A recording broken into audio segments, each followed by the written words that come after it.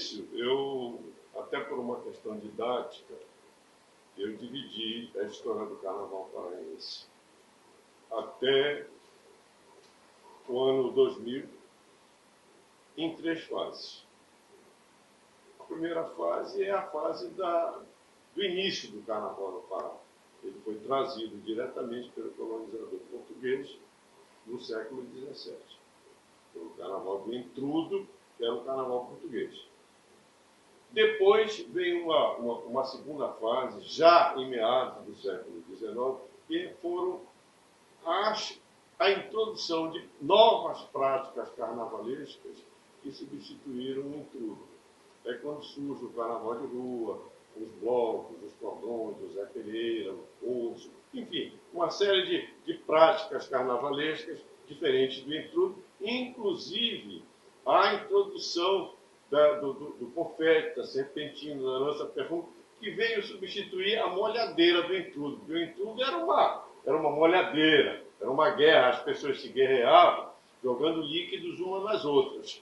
Nesta segunda fase, no lugar de jogar líquidos, que às vezes não eram líquidos cheirosos, às vezes era mistura de urina com outras coisas, surgiu o confete, a serpentina, surgiu essas coisas. Bom, nessa segunda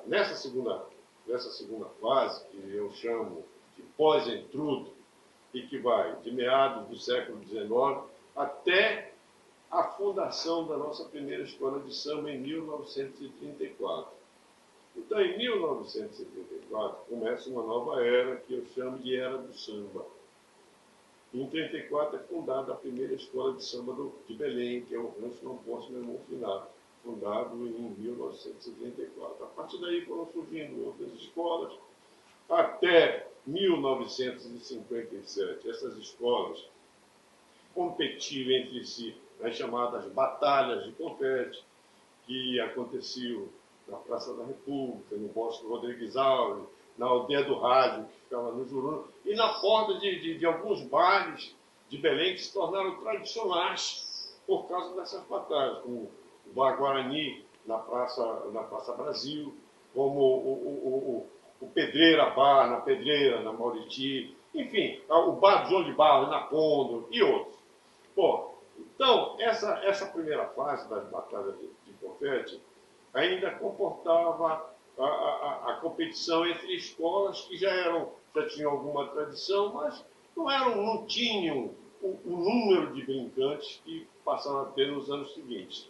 Então, a partir de 57, começa uma nova era, que é a era que eu chamo do carnaval oficial de avenida, porque é quando a Prefeitura de Belém começa a patrocinar o desfile oficial das escolas de samba e blocos, a partir de 57. Então, em 57, de 57 para cá, começou a competição das escolas de samba no desfile da Praça da República até 81, a partir de 82 na DOCA, e a partir do ano 2000 aqui no Sambódromo da Pedreira.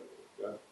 E esta era das escolas de samba teve um auge nos anos 80, quando o carnaval o desfile das escolas de samba do Pará passou a ser considerado o terceiro do Brasil, atrás do Rio de Janeiro e de São Paulo. É claro que o carnaval da Bahia e o carnaval de Recife não são carnavais de escola de samba. O carnaval de Recife é um carnaval muito grande, mas não é um carnaval, é um carnaval de frevo.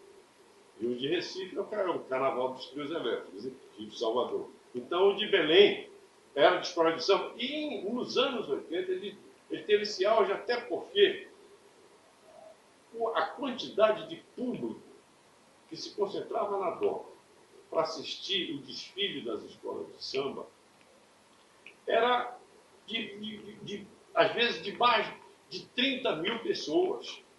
Era uma quantidade de gente que rivalizava com o que ia assistir no Rio de Janeiro. Hoje, por exemplo, no Sambódromo da Sapucaí, é mais ou menos isso.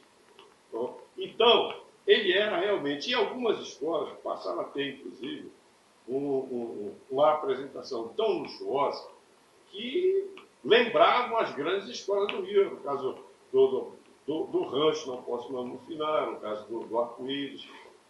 Grandes carnavalescos do Rio de Janeiro vinham para cá, o Joãozinho 30 montava a Beija-Flor no Rio de Janeiro e vinha montar o Arco-Íris aqui. A Nega Pilar, que era a estandarte de ouro da Portela, vinha dançar aqui no rancho. O Dominguinho do Estácio puxava o rancho e por aí ia. Quer dizer, era um carnaval que viveu tempos auges.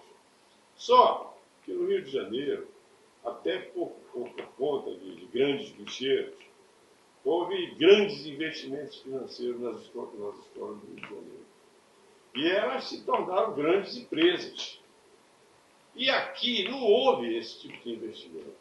Quer dizer, terminou a fase de amor à camisa, a fase do amadorismo, em que as pessoas participavam da vida das escolas, dos desfiles das escolas, apenas por amor à camisa, sem cobrar nada.